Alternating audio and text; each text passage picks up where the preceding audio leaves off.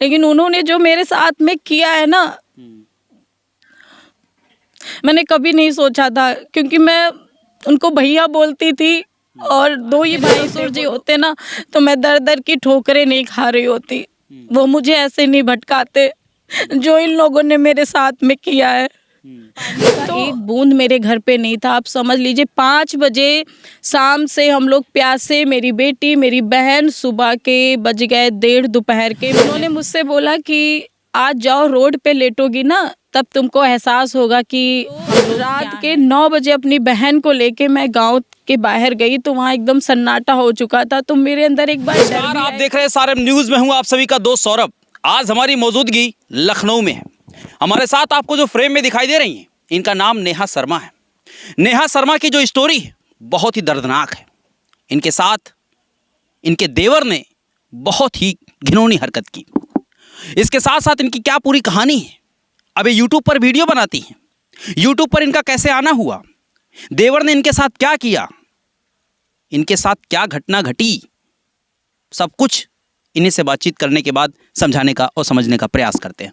बहुत बहुत स्वागत है, कैसी हैं आप? मैं ठीक हूँ। आप सभी का स्वागत है भैया के चैनल पे। मेरा नाम नेहा शर्मा है। जी नेहा शर्मा जी, आपकी जो स्टोरी है सोशल मीडिया पर खूब वायरल हो रही है।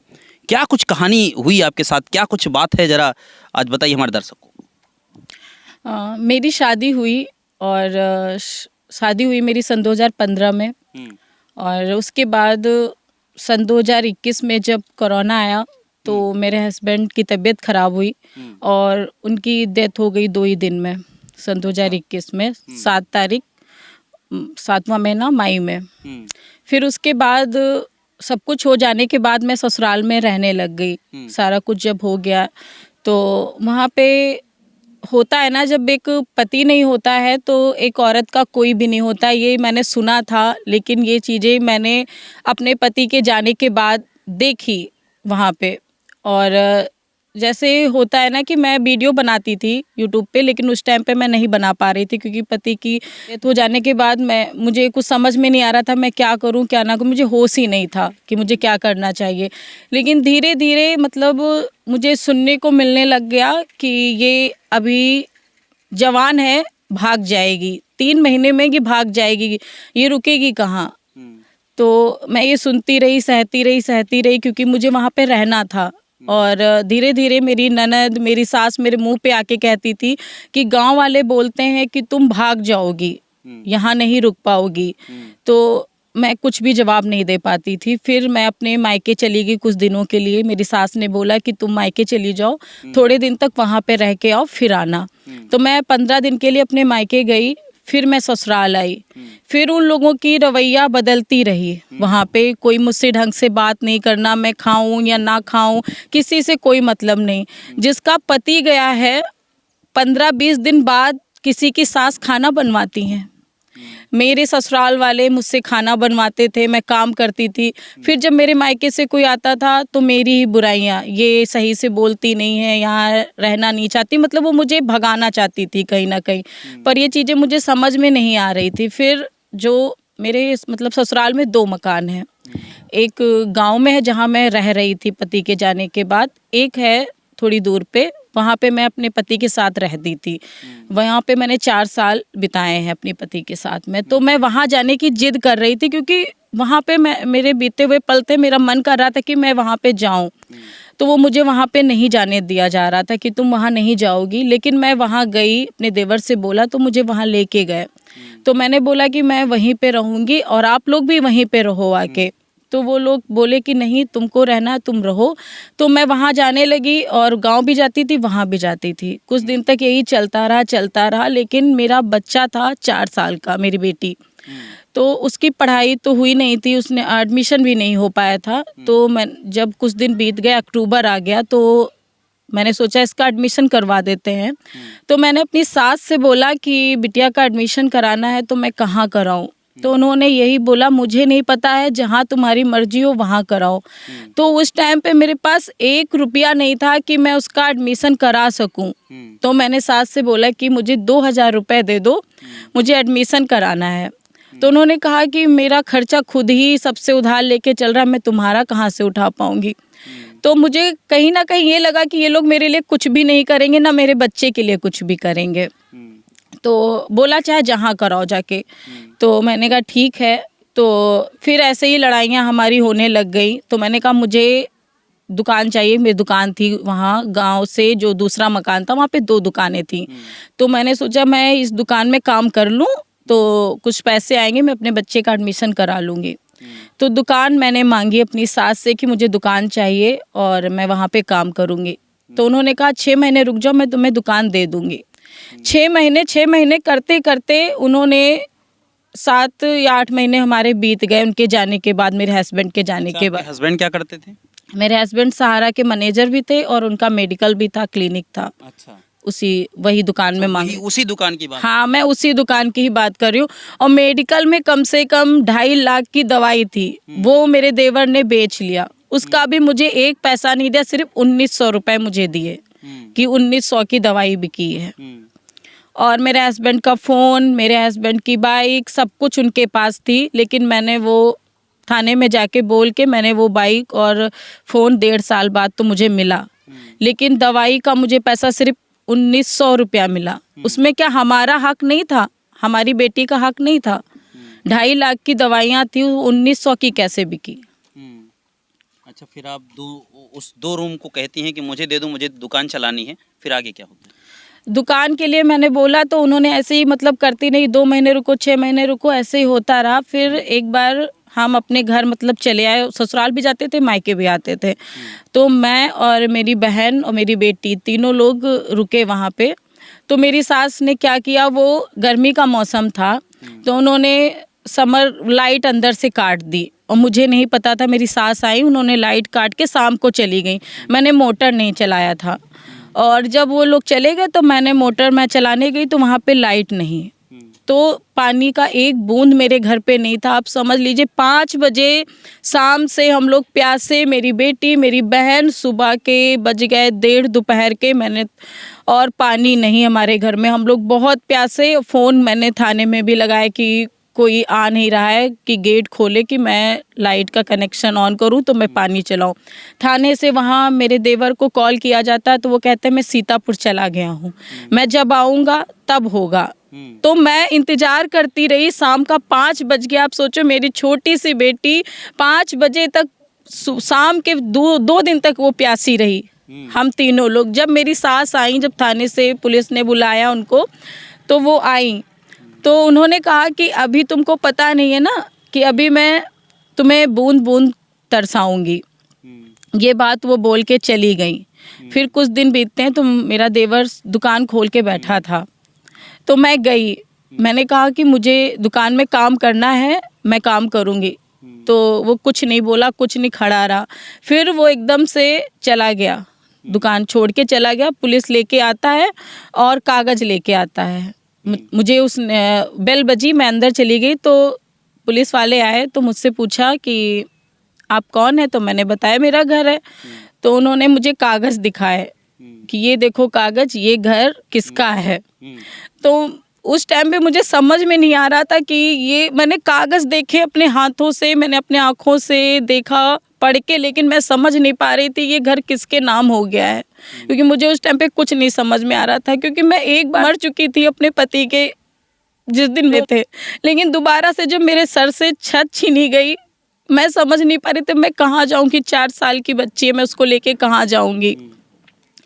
तो वहाँ पे थाने में सब कह रहे हैं, वो पुलिस वाले कह रहे हैं कि अब ये घर तुम्हारा नहीं है।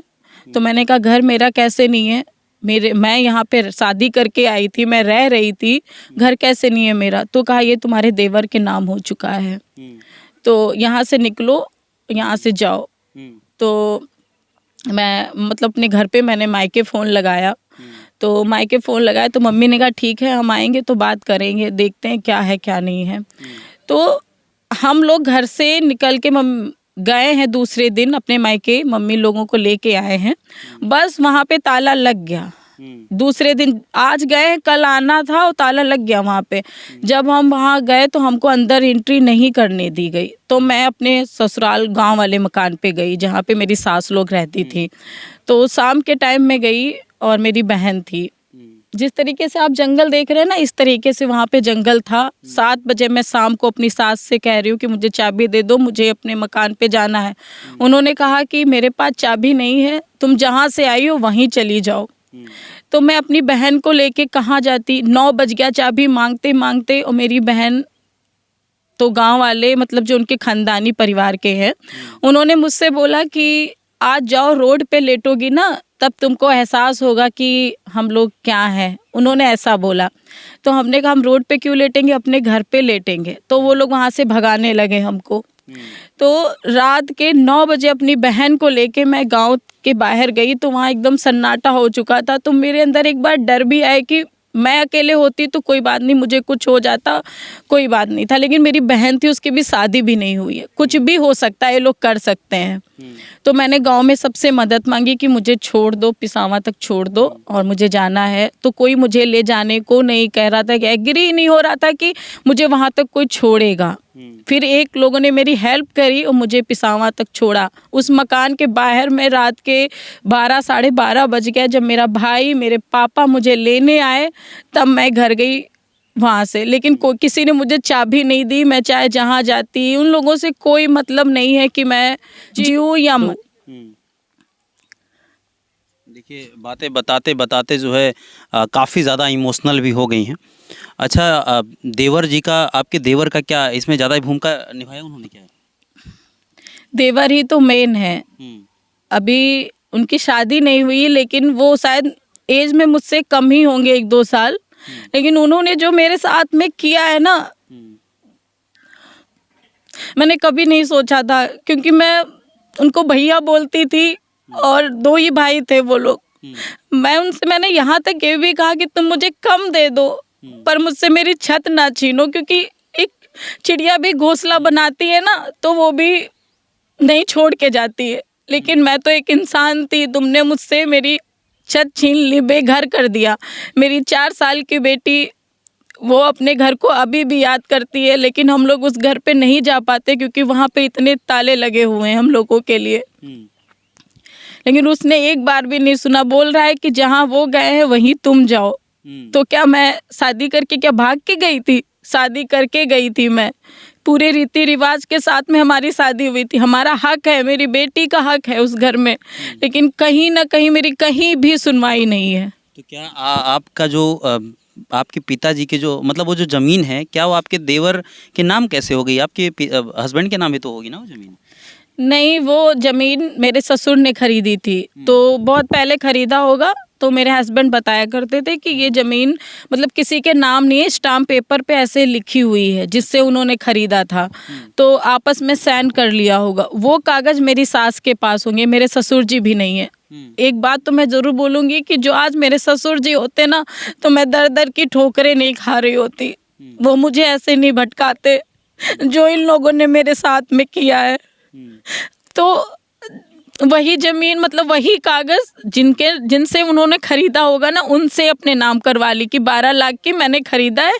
ये लोग यहाँ पे रेंट पे रहते थे। अपने भाई को बोल दिया, रेंट पे रहता था मेरा भाई। इससे ज़्यादा मैं क्या बोलूँ? जो अपने भाई को बोल दे, छोटा हो के बोल दे, तो क्या बोलूँ मैं। तो आपकी सुनवाई कहीं नहीं हुई? मेरी कहीं भी सुनवाई नहीं हुई, क्योंकि वो उसके नाम पे हो गया है ना। लोग देखते हैं, कागज़ देखते हैं और कुछ नहीं देखते हैं कि कागज़ पे उसके साइन है, उसने 12 लाख का खरीदा। वो 12 लाख रुपया कहाँ से ले आया? मैंने ये भी सवाल किए कि 12 लाख रुपया भैया इतनी 23 साल की उम्र में वो कहाँ से लेके आ गया? तो बता रहे रुपये से हमें कोई मतलब नहीं है, उसने खरीदा है। तुम ज़बरदस्ती कर रही हो, अपने देवर के मकान में घुसने की कोशिश कर रही हो। ऐसे सवाल उल्टा मुझसे ही पूछे जाते, उससे कोई पूछता ही नहीं है कि तुम कैसे इसको खरीद लिए। गांव वाला जो घर है वो किसके नाम है? गांव वाला घर किसके? सास के नाम होगा, ससुर के नाम होगा। तो उसमें भी आपको नहीं मिला कुछ? वहाँ हम जाते हैं, लेकिन बस बात वही है ना कि जैसे हम गए, पूरे घर बंद है, वो बाहर बैठी है, तुम बाहर खड़ी रहो। घर के अंदर जो जाना चाह रही हो या अपने रूम में, तो उनका सामान रखा। वहाँ भी 2 कमरे बने हुए हैं, तो वो लोग गाँव में उस कमरे में भी सामान रखें, उस कमरे में भी रखें। तो पर्सनली मतलब तुम्हारे नाम नहीं है, तुम जाओ, बैठी रहो, उठ के चली आओ, सामान उनका कुछ छू नहीं सकती हो। कहने का मतलब आपको वहाँ कुछ अभी मिला हाँ, मिला कुछ भी नहीं है। हक नहीं मिला मुझे, ना मेरी बेटी, अरे मुझे नहीं देते, लेकिन वो छोटी सी बच्ची है, उसका तो हक था। वो तो तुम्हारे घर का खून थी। आपके देवर ने जो है आपका हक मार लिया। तो आपकी सुनवाई कहीं नहीं हुई? आपने पुलिस का सहारा, प्रशासन का सहारा भी लिया होगा उस वक्त? हाँ, मैंने बहुत ज़्यादा, मेरे पास एप्लीकेशन वगैरह बहुत रखे, 2 साल तक मैं ऐसे ही दौड़ती रही हूँ, लेकिन मेरी कहीं भी सुनवाई नहीं क्या हुई। बोलते थे लोग? यही कि जब देवर ने अपने नाम कर लिया है तो तुम कहीं जाके दूसरी शादी कर लो, तुम्हारी उम्र ही क्या है। मतलब वहाँ से भी मुझे यही सुनने को मिलता था, तुम्हारी उम्र ही क्या है। ये सवाल कोई लड़के से नहीं पूछता है। अभी मेरी जगह पे वो जिंदा होते, मर गई होती, तो उनसे कोई सवाल नहीं करता, मुझसे ही सवाल क्यों होते हैं। अच्छा, अभी आप रहती कहाँ हैं? मैं यहाँ किराए से रहती हूँ, लखनऊ में। मेन घर आपका कहाँ पे है? मतलब ससुराल का ससुराल। पिसावा, मतलब ये कहाँ पे पड़ता है, किस जिले में? ये सीतापुर जिले में ही अच्छा, ये पड़ता है। सीतापुर में आता है। और आप यहाँ रेंट लेके रहती हैं लखनऊ? हाँ, रेंट से मैं रह रही हूँ। 3 साल मैं अपने मायके में रही हूँ, फिर इस साल से मैं लखनऊ में रह रही हूँ, अपनी बेटी को पढ़ा रही हूँ यहीं पे। तो मायके वाले क्या आपका सपोर्ट करते हैं? हाँ, मायके वाले जो माँ बाप हैं तो करेंगे ही बस। कितने भाई बहन हैं आप? 2 बहन 1 भाई है। क्या चाहती हैं आप? क्या क्या होना चाहिए, मतलब क्या चाहती हैं आप? मैं यही चाहती हूँ कि जैसे मेरे साथ में हुआ है ना, किसी के साथ में ना हो। जो एक लड़की थाने जाती है तो उसकी भी सुनवाई होनी चाहिए, उल्टा उसी से सवाल नहीं होने चाहिए। आखिर उसके साथ में गलत हुआ है, उसके चरित्र पे क्यों उंगली उठाई जाती है कि तुम ही गलत होंगी, तुम ही। जब तक पति रहता है तब तक गलत नहीं होती लड़की, पति के जाने के बाद ही लड़की गलत हो गई। तो मैं तो यही कहूँगी कि आप जो भी हैं, मेरा वीडियो देख रहे हैं, एक बार लड़की की सुनवाई होनी चाहिए। और जिस तरीके से इससे ना बढ़ावा मिलता है, जैसे हमारे सास ने किया, मेरे देवर ने किया मेरे साथ में, और भी लोग देखते हैं यार इसके साथ में हो गया, मैं भी ऐसा ही करता हूँ। तो ये चीज़ें बंद होनी चाहिए, क्योंकि जो दर दर की ठोकरें मैं खा रही हूँ ना, वो कोई लड़की ना खाए। क्योंकि बहुत सारी लड़कियां ऐसी है मेरे साथ में जुड़ी हुई हैं जो आज बेघर हो गई हैं, किसी को घर नहीं मिला है, सबके पास बच्चे हैं, किसी के पास लड़का है, किसी के पास लड़की है। तो आखिर हम लोग कहाँ जाएं, क्या करें। अभी आप लखनऊ में रेंट लेके रहती हैं, कैसे खर्चा वर्चा चलता है? मेरा चैनल है यूट्यूब पे, यूपी ब्लॉगर नेहा शर्मा मेरे चैनल का नाम है, उसी से मेरा खर्चा चलता है। अच्छा, इसी चैनल से आप अपना खर्चा चलाती हैं? हाँ, पिछले 3 साल से मैं उसी से खर्चा चला रही हूँ। मुझे 1 रुपया किसी ने भी नहीं दिया है आज तक। रुपए से कोई भी मदद नहीं करता, मैं खुद मेहनत करती हूँ, खुद से ही अपना जीवन चला रही हूँ, जैसे भी चला पा रही हूँ। मतलब यूट्यूब का सहारा आपने लिया है? जी। और भी बहुत सारे काम है, फिर आप यूट्यूब का सहारा ही क्यों ली? क्योंकि ये चैनल मेरे पति ने बनाया था, और वो चैनल तब तो मैंने बनाया था कि मैं अपनी लाइफ दिखाऊंगी जो भी है मेरी डेली, लेकिन यही उस टाइम पे वो जरिया ही बन गया। क्योंकि जब मेरे पति 6 महीने बाद गुजर गए, चैनल बनाने के बाद 6 महीने के बाद, तो मेरा चैनल मोनेटाइज हो गया। तो उससे मेरी इनकम होने लगी, और बेटी मेरी 4 साल की थी, और ऐसा मेरे साथ में हुआ था, तो मैं उसको छोड़ के कहाँ जाती। तो मैं यूट्यूब पे ही काम करने लगी रेगुलर, उसी से मैं अपना बेटी को पढ़ाती हूँ, अपना खर्चा चलाती हूँ। मतलब यूट्यूब से ही अपना खर्चा चलाती हैं, रूम रेंट वगैरह सब हाँ, उसी से? सारा कुछ मैं उसी से ही करती हूँ। तो दोस्तों, इनकी जो कहानी है बहुत ही दर्दनाक कहानी है। इनकी कहानी सुनते सुनते मैं खुद इमोशनल हो गया। और जितने भी लोग इस वीडियो को देख रहे हैं, मैं आपसे बस एक बात कहना चाहूँगा कि इनके देवर के लिए और इनके ससुराल वालों के लिए आपका क्या कहना है, कमेंट बॉक्स में जाइए, अपनी प्रतिक्रिया दीजिए और इनका भरपूर सपोर्ट कीजिए, ताकि इनकी जो बेटी है उसको ये अच्छे से पढ़ा लिखा सके। कुछ सोचा होगा अपनी बेटी को कुछ आगे चल के बनाना है, क्या सोचा? हम दोनों का सपना था कि उसे हम डॉक्टर बनाए, तो बस उसी के लिए लगे हुए हैं। क्योंकि वो आज वो है तो शायद मैं भी जिंदा हूँ, वो नहीं होती तो मैं नहीं जिंदा रह पाती। क्योंकि सबने मेरा साथ छोड़ दिया, और जब उनके ना होने पे किसी ने उसका साथ नहीं दिया। लोग ये भी कहते हैं कि मर नहीं गई, बहुत प्यार करती थी अपने पति से, ये भी मुझ पे उंगलियां उठती हैं। और आज ये जिंदा है, कैसे जिंदा है? तो मैं जिंदा हूँ उस छोटी सी बच्ची के लिए, क्योंकि मेरे जीते जी किसी ने उसका साथ नहीं दिया, तो अब मेरे ना होने पे कौन उसका साथ देगा। तो आपने सोशल मीडिया का सहारा लिया, यूट्यूब का सहारा लिया, और यूट्यूब पे वीडियो बनाती हैं ताकि अपनी बेटी को आप डॉक्टर बना सकें। बिल्कुल, मेरा यही सपना है कि वो कुछ ना कुछ बने, डॉक्टर तो बनेगी ही क्योंकि उसका भी वही सपना है जो उसके पापा का सपना था। बस आप लोगों का सपोर्ट चाहिए कि मैं आगे कुछ कर पाऊँ बस। तो दोस्तों इनकी पूरी कहानी सुनने के बाद इनके देवर के लिए और इनके सासू माँ के लिए और इनके ससुराल वालों के लिए आपका क्या कहना है कमेंट बॉक्स में कमेंट करके जाके बताइए। और इनके चैनल को आप लोग ज़्यादा से ज़्यादा प्यार दीजिए। फिर मिलेंगे ऐसे किसी वायरल क्रिएटर के साथ, तब तक दीजिए इजाज़त। धन्यवाद, शुक्रिया।